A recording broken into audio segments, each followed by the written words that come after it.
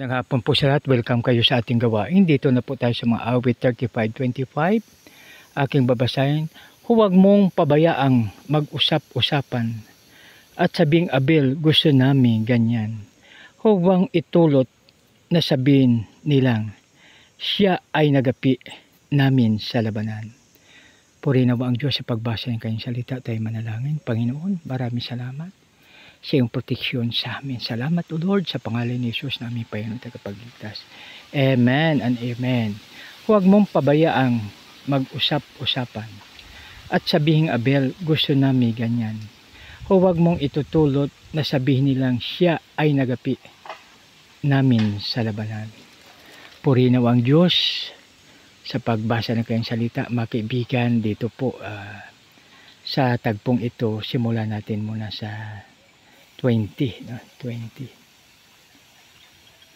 Sila kung magwikay, totoong mabagsik, kasinungalingan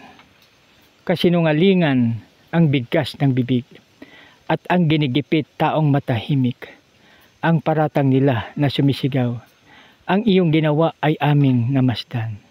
Ngunit ikaw, Yahweh, ang nakakabatid, kaya Panginoon huwag kang matahimik. Ako'y huwag mong iwan sa paghihinagpis.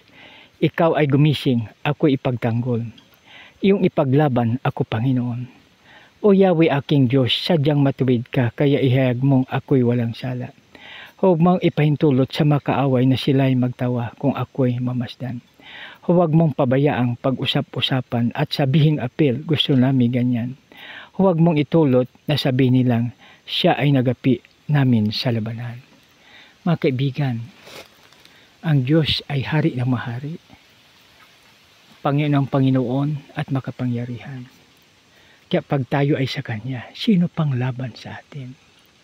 Kaya gawin nating number 1 ang ating Panginoon upang anuman ang ating sitwasyon, nandyan siya upang tayo ay tulungan. Napakabuti at napakadakila ang ating Panginoon.